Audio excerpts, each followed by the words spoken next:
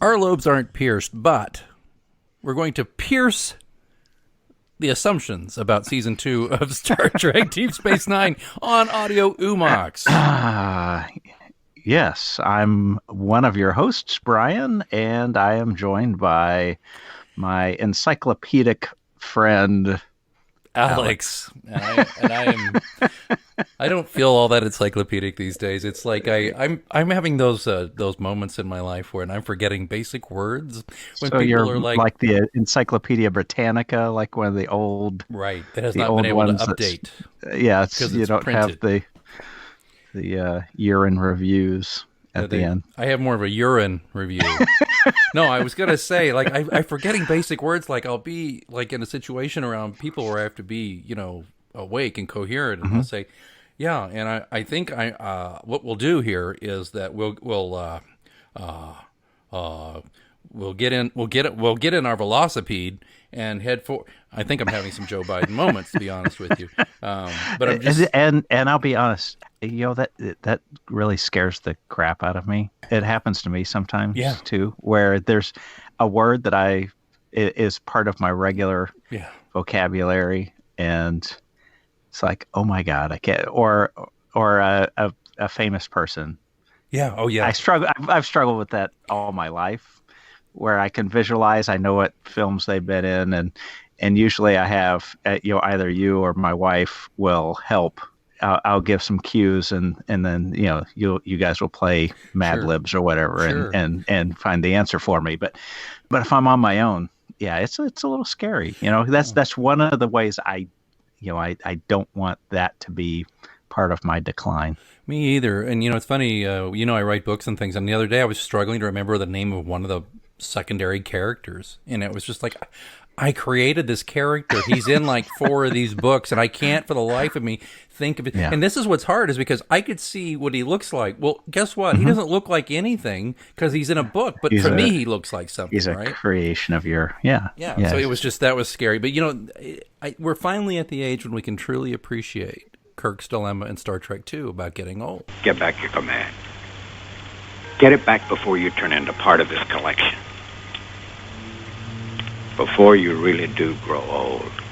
Him and Bones commiserating on Kirk's birthday. I mean, he was about our age, Right. right Right. around there when he's starting to feel it, and you're thinking, "Dang!"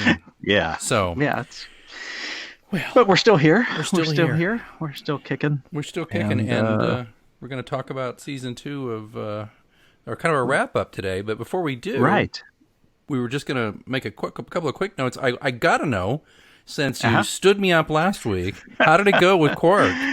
So I was on the planet Potawatomi, and so the old saying is they don't build casinos by paying people who visit casinos. They something like that. The house always wins. Maybe There you that's go. That's probably the there easy you way go. to Yeah. say it. But Oh, sorry to hear that. yeah, I won it first, and then paid my dues, and I like my money too much to gamble too much. It was just the cost of a couple of hours of entertainment. So If you view it that way, like, I always have a set amount, and if I lose it, I get up. If I double it, I get up, and that usually right. works for me. And most of the Yeah. time, I just lose it and get up.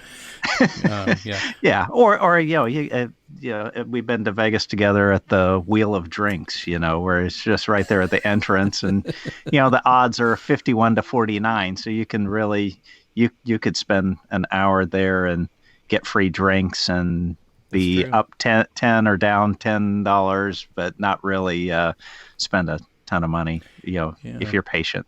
By the way, we're pretty ecumenical here, and we're pretty much. We're not here to like try to claim all of your time on Star Trek podcast to just us, because it reminds me that there's this great podcast, I've tweeted about this, the Inglorious Trexperts, and I love them because they are. I mean, it's Mark A. Altman, it's Darren Doctorman, it's usually Robert Meyer Burnett.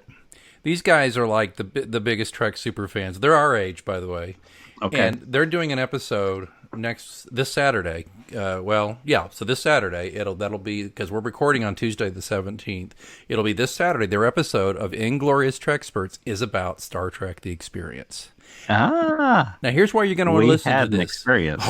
We did we? But here's why you're going to want to listen to that episode, I think, is because Robert Meyer Burnett, who's one of the Treksperts, was employed there as a guy. He was employed by Paramount at the time, I guess. Was it Paramount? I guess who owned it, or Hilton, or it was a cross. No, he was promoted, but he was part of the guy who put together all the videos that were shown on all the screens. He said it was the greatest job he ever had because he got to watch Star Trek for days on end, intercutting videos together to show. Because you remember, you go in there, there's two things you remember besides how incredible the space is the video screens were full of videos of clips of the shows, and the music was the soundtrack of all of these different Star Trek movies and episodes and series.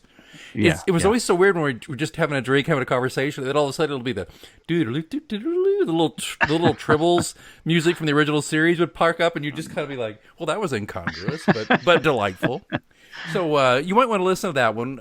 In fact, Brian, I hope you'll listen to it, because I'd love it if you and I could listen to that and then talk a little bit and that might jar some of our memories about Star Trek: The Experience, and we could talk about it on one of our upcoming Red Alerts. Yes. So this will be our final episode of season 2, but and we'll take a bit of a break. There's some other activities going on, and this is a very busy time for me. I have some global travel coming up, but we will interject with a few Red Alerts over that time, and then we'll be back with you probably late fall. Yeah, I think I'm thinking you're probably not going to have us regularly in your ears in October. Right. There'll be some hit or miss, and we might do a prize drawing or something fun. We'll pop up when you least expect us. So, just keep subscribing and we'll turn up. But then I think probably second week in November, but we're not nailing that down. We're just Brian's already looking at me like, don't. We're getting into the holidays now. Gonna jinx it. It is a tough time. Yeah, but we're gonna get back into season 3, and we'll probably kick off season 3, discuss a couple episodes, and then when the holidays really pick up, we're gonna do a few fun ones like we've been talking about all flipping year. Gosh, can you believe it's just already getting away from us, man? The year, because to me, I've said this before, haven't I? To me, last week of October for me is like a holiday week because I love Halloween. Sure, and I've already got my backyard haunt all laid out and ready to go. It's not out, but I've planned it. So once that week hits, it's just like you go zoom. You go through Halloween. The next day it's November, and then what is everybody talking about? They're talking about football, and they're talking about Thanksgiving, and they're talking about the holidays coming up. So when November becomes kind of, people are like, they got one eye on the clock all the time. And then you get through Thanksgiving, and then just forget it. I've been in business for myself for 10 years, and unless it's no one's signing a contract. No one's signing a contract, but unless it's a retail client, I got very little to do. It's either a retail client or a brand that does stuff during the holidays. Otherwise, I am like, I don't know what you be, but I'm sure. Yeah, well, it's wrapping up and trying to finish things up. For me, I'm also finishing all the budgeting things and getting next year's pricing out to customers and a few of those things. So there's some busy times, but yeah, it's also a time that is busy. It's busy with the family and preparing all those holiday things as well, and eating lots of food. Yeah, so we can get really fat. So are you doing a Tranya tonight? We got to ask Tranya. We haven't asked Papa. So I had a delicious Hefeweizen with dinner, but now I've switched to delicious Lake Michigan Aquifer Chicagoland tap water. Actually rated consistently as the best tap water in the country, by the way. If only your pizza was as good as the water. Some would argue that it is. Some would. Yeah, well, here you caught me on the wagon, believe it or not. Yeah. That's probably why I sound so bright-eyed and bushy-tailed this late in the evening. It's kind of late in the evening. For us, it's late, guys. I'm not going to say how late, but it's late-ish for us to record. But I have an insurance physical on Thursday, but that just is like something I didn't even think about. But they're going to come over to my house and draw blood and take some pee and the whole bit. But so might be nice if it's not 100 proof for once. But right. no, Well, yeah, I'm just thinking if some random person comes and you just, just bleed on them and pee on them and close the door. I'm sorry. We were with the Jehovah's Witnesses. Those were last week. They knocked on our door last week. And no offense to Jehovah's Witnesses. They knocked on my door last week, but I didn't get a chance to talk to them. No, then there's that old joke about, at our age. I need a blood sample, a urine sample, and a stool sample. Well, here's a pair of my underwear. That's bad. Everybody's classic old man joke. Everybody's turned off their things. We've already, and we did not mean to insult Jehovah's Witnesses either. We were just mentioning that they did knock on my door. That's what he's referring to. They knocked on my door. There's a trio of them, older folks, and they've been working our neighborhood for about a month now. And they finally got to my door, but I literally was on the phone because I would have offered them some iced tea or something because it's hot outside. But anyway. Yeah. Okay, so I am teetotal this week because on Saturday I'm running an obstacle course race. I do these Rugged Maniac obstacle course races, and in my advancing years, it doesn't get any easier if I've been nipping at the Tranya all week. So, and I'm also trying to lose a little bit of weight. It's so funny. I work out like a madman, but this is what also happens to you kiddies. You can get ready for if you're young. You can be as active as you want, but genetics will eventually turn on you. And mine. I'm in this kind of this yo-yo cycle where, I'm really good. I have low calorie soup all week, and then Friday comes and I go out to eat, or I pick up some prime steaks, or those ones you some. had the other day. Those were delicious. And then next thing you know, I've gained 2.5 pounds again. It's so funny. So, I was down by about 5 pounds about 2.5 weeks ago, and but you know what killed me was we had a dinner party a couple of weeks ago, and then it was Labor Day weekend. And it was just, and no going to the gym. And although I actually worked out on Labor Day, but it just, and then I looked on the scale on Tuesday and I was like, oh my God, I gained 5 pounds this weekend. Yeah. Yeah. It's so easy to do. Yeah. So anyway, I'm teetotal because I'm going to run that race, and I just want to see if it'll help with my energy level at the gym and all that. So we'll see. I'm sure it will. Yeah. Oh, I'm kind of hoping it won't because I miss drinking. True. All right. Well, that's enough of this, but admit it, folks. You kind of missed us a little bit. Come on now. We're going to give you something to tide you. Yes, we're going to give you something to tide you over today with a lot of blather. So I mean, just talking. I wanted to jump in right before we talk specific episodes. One thing that I noticed, both at my 3 top and my 3 bottom, none of them are Cisco focused.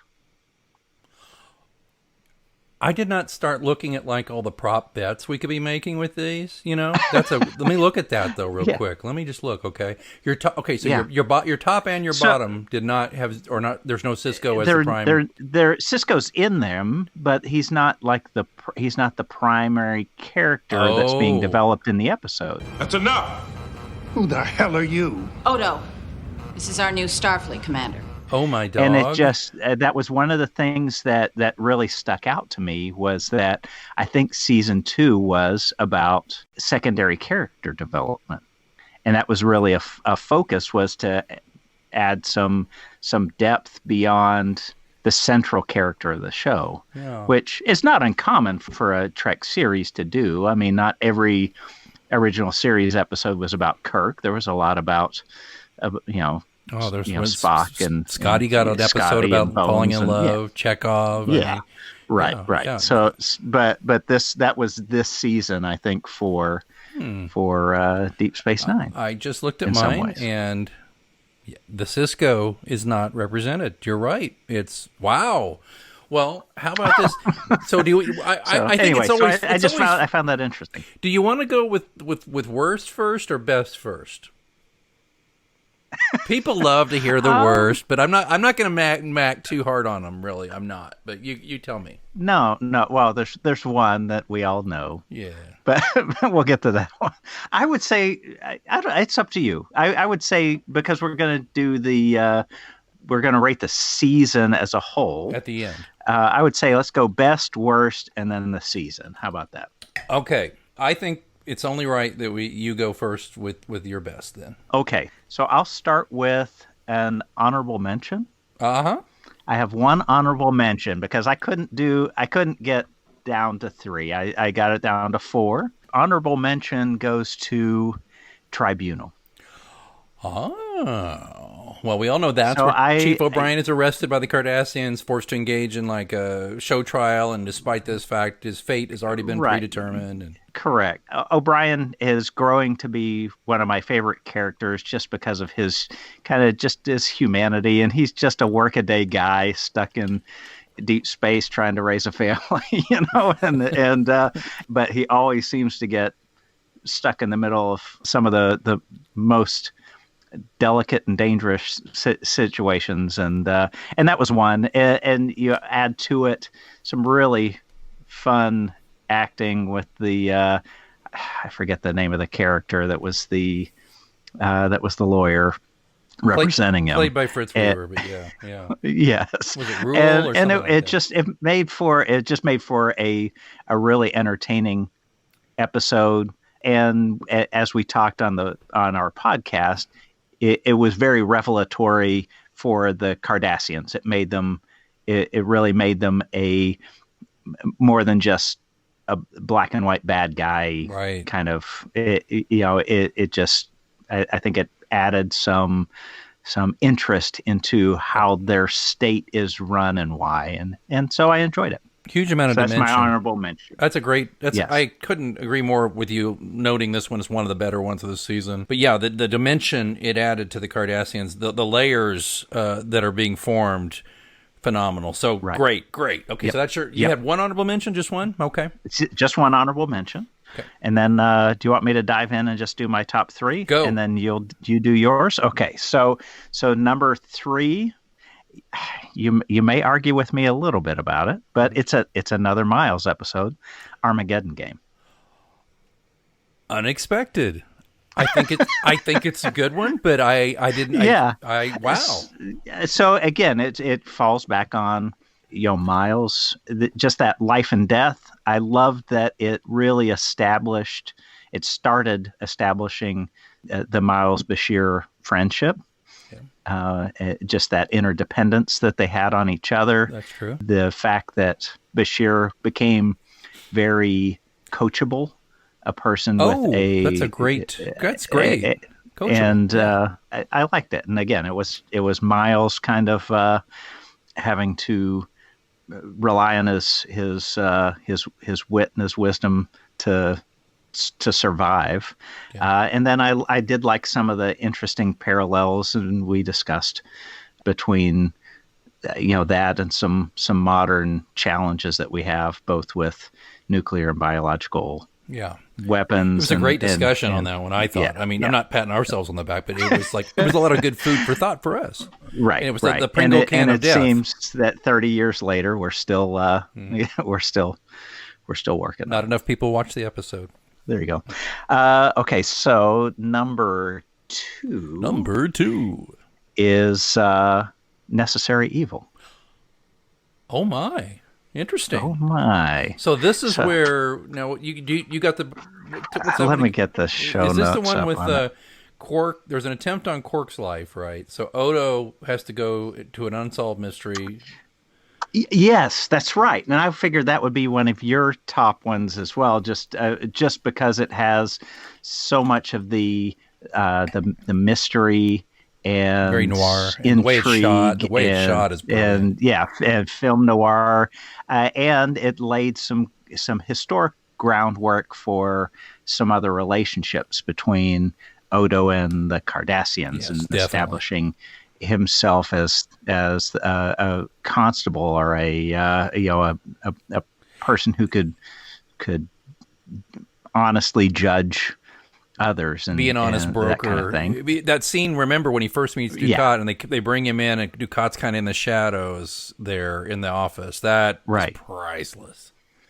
Yeah, that's a great one, man. So I enjoyed that one and just felt like it was just built the characters. It helped me to understand Odo better. It helped me to understand Kira better, and just what the station was like before, during the occupation, before the wormhole. And before, So I found that interesting. It's something to remember, by the way. The station, it's easy to forget this. The station used to orbit Bajor, and it was a processing station. Right. I mean, if you think about it now, where they moved it out away from Bajor, out of orbit. So if you because like for a split second when I was watching, I was like, it's just so dumb. Why would they haul all that ore? And then it's like, oh, I get it. It used to orbit the planet. That made it much more of a thing. Okay. So anyway, that just clicked with me for a second. I wanted to throw that out there.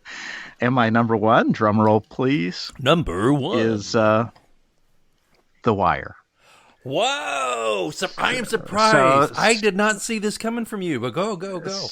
So yeah, I love Garrick, I think, as much as you. I think the character is fantastic. I love the friendship between Garrick and Bashir, and I love the staying power of that episode. Again, we talked about how it's really a challenge that we continue to face now with drug addiction, et cetera. And hopefully we'll get to a place where we understand fully that to get away from criminalizing addiction and focus on treating addiction.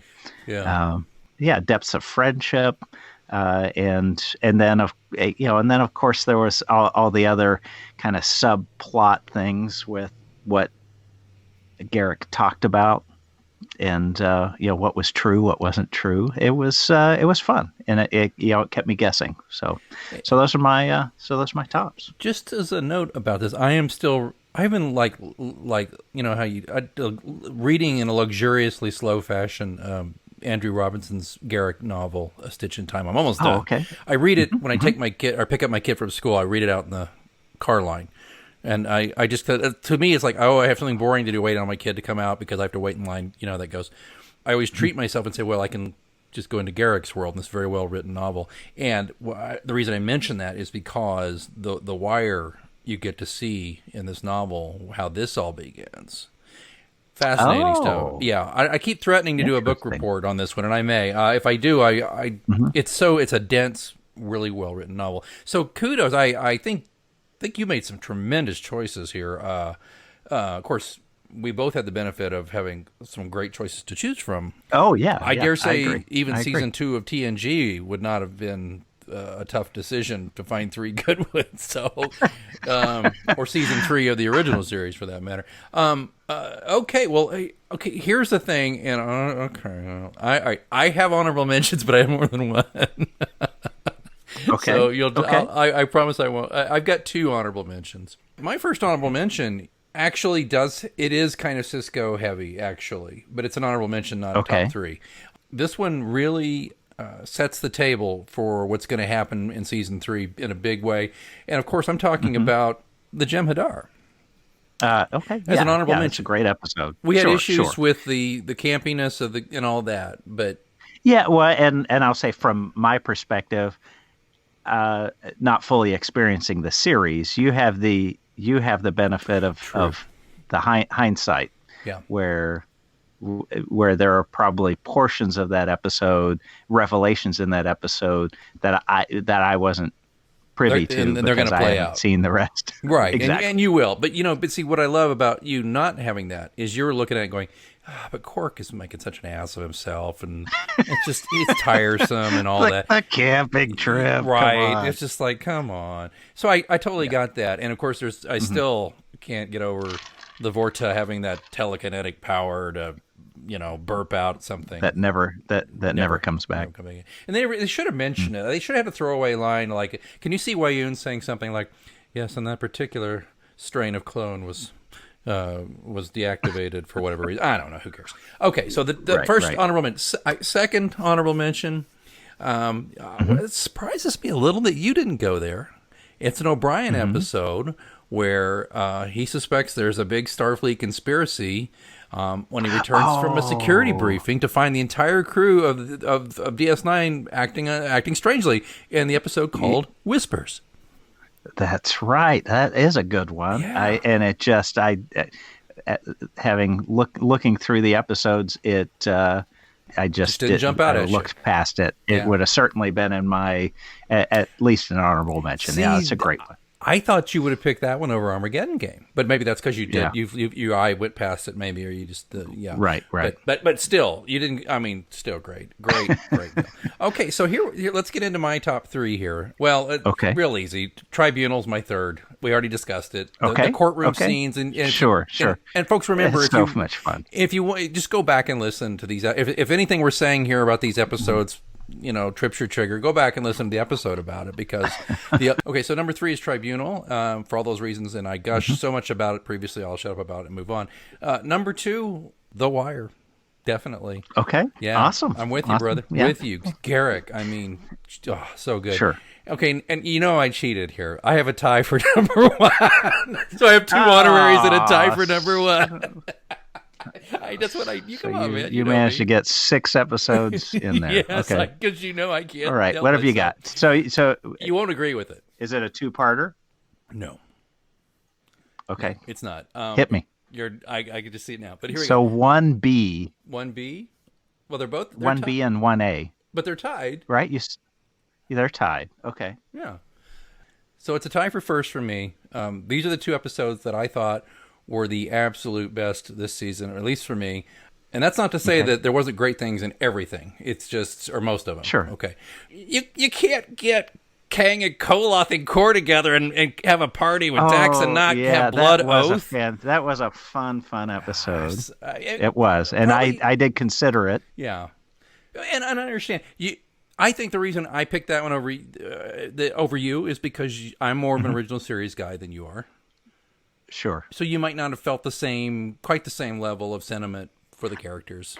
Agreed. And at times, Dax, not the strongest you're in right. season 2 in terms of her character and acting. Right. But yeah, it was fun. It was an exciting episode. Some great action scenes. Yeah, and a neat way to say goodbye to some great characters. Amen. or reintroduce. Exactly. Right? Exactly. Yeah. As we know, John Colicos came back as Kur a couple more times, or he will. All right. Well, tied for and then I suppose that might be the distaff one of the tie. To be honest with you, okay. Because to me that was 1B. Yeah. So you've already named this one in your list, but this was my favorite episode of season 2. Has to be Odo Spade, Private Eye in Necessary Evil. I knew it. I knew you'd be thinking that was mine. Yeah, so yeah. It's a great. It is. It's a fun episode, especially for someone like yourself that enjoys both watching, reading, and writing in that genre. So. I just think Renee Auberjonois does such a great job. And getting to see Mark Alamo back as Ducat and kind of see him in an origin story kind of thing is great. But when he still had a lot of power. Yeah, right? When he was in full flower of his evil. So and again, there's no reason to beat it to a dead horse. We recommend you look back on all these episodes. So for me, if you want to kind of relive this, or if you didn't listen to them, I recommend when you're rewatching, first of all, rewatch these episodes of season 2, which are we both agree on Necessary Evil. We both agree on The Wire. We both agree on Tribunal, and I threw Armageddon Game in. You threw Armageddon Game in. I threw Blood Oath in, and Whispers and the Jem'Hadar. And then maybe listen to our episodes. Watch you rewatch them on Netflix or something, and kind of see why we love these so very much. And don't forget, at the end of the episode, we'll give you some ways to get in touch with us and say, your lists were bogus, you missed this episode, or whatever. Right. So we'll do that. So now... Yeah, absolutely. Please. I think bottom 3. I think should I go ahead and kick off my worst, since you did your best please. first, and that way you can kind of... This will be great, I think. Okay, we should say this. What constitute worst? It's a relative thing. There's like compared to season 1 of DS9 of Deep Space Nine. When you're talking about Alan Moraine, and Oh, that's true. Yeah. Nothing compares to that. No, and So yeah, okay. and by the way, I'll save that for the recap at the end. At the last, I've got a couple of points in comparison to season 1. I need to remember to make. Okay, so when we're talking about worst, but I'm going to talk about, we say this on the tagline for our show. It's the best, worst, and merrily amusing of Star Trek Deep Space Nine. Well, when we say worst, we're not denigrating the efforts of these folks to entertain. They're trying to entertain us and do a good job, and we understand that. But some of the episodes, the writing doesn't hold up, or it doesn't, in our view, stay true to the high ideals and quality that the show basically has established.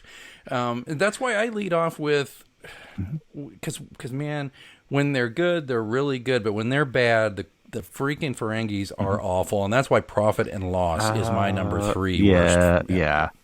That is a good choice for a stinker for sure. But I think for me, I gave it a pass just because Mary Crosby. What's his name? Because Mary Crosby's in it, or no? Wallace Shawn. Wallace Shawn. That's what I love him. I do too. And so I give him a pass pretty easily. I've loved him since my dinner I saw with him Andre and Tell me more. Yeah, tell me more, Quark. I just found the episode. So I give him a pass. So that's the only reason. But, well, my notes on this one, just the word that my daughter uses quite a bit. It's just cringy. There's so many cringy moments. It just doesn't work for me. But that's okay. But I think you're not arguing with me on that one. I mean, you're like, yeah, it was a bad episode. It was bad. Okay, we're kind of a bit of a theme here with rules of acquisition. No, wait, was Zeki in that one, or was Zek in Profit and Loss, or was he in both? Because rules of acquisition is the one where Zek hires Quark to establish a presence in the Gamma Quadrant, but the plan runs awry. Yeah. Okay, but was he also in Profit and Loss where the 3 Cardassians are on the run? I don't think he was. So you might be conflating the two, or you're right. You're right. It doesn't matter. Yeah. They both stink. Profit and Loss is the one with the gal from Seinfeld is one of the Cardassians, and then Mary Crosby is his Quark's ex-lover who shoots him. Oh yeah. Yep. It's just dumb. And then Rules of Acquisition. This is you have a soft spot because Zach is in it. That's the one with the Grand Nagus. Yeah. Yeah. It's to me, it's just a one joke episode, and it does justice to no one. I just don't think it's very good. So that's that. And my number 1 worst episode. I mean, really. Folks, we didn't even, just as a corollary to my earlier statement about looking back and listening, this one was just so annoying, I didn't even want to, I don't think we did a full episode about it, did we? It's Melora. We did. We did do one, but we did a do full one. Episode. But we spent a lot of the time making fun of them, I think. I think you're right. That's the one where Ensign Melora, she's an Elysian woman, she's confined to a wheelchair because her people's susceptibility to higher gravity. They go to DS9, and she's real just cranky with Bashir, and it's really forced. And to me, it's just a message in search of an entertaining plot and writing. It's just like, let's do an episode about being disabled in an able society, but it just nothing landed. It just didn't seem to work. Yeah. Just cringy in its own way. The relationship between the two of them was absolutely zero. Terrible as well. Yeah, it didn't work real well. I mean, they get an A to fly together. Yeah, and I mean, they get an A for effort in the idea of let's look at things that confront society, but it was just so poorly handled and so ham-handed that nothing lands. So those are Profit. It's the 2 Ferengi episodes and then Melora. So there you go, brother. Okay. What's your worst? So do your worst. So I've got I have some additions. So number 3 for me is Playing God. Oh, yeah. And that one, it didn't make sense. The science didn't make sense. The relationship with Dax and that Chandler Bing kid, it didn't make sense. It just, for me, it fell short. And then the 2 parallel storylines, neither of them did much for me. Well, the proto-universe thing was just tacked on and was so unnecessary. And it's trying to take over the universe, and then none of it made sense. And we talked about it ad nauseum then. I don't need to rehash it now. Good choice for a bad episode. There you go. The next one, you may raise an eyebrow. Invasive procedures. Really? Huh. So you think that's one of the worst? I think it was pretty darn bad. I mean the burrito thing was front and center. Yeah, true.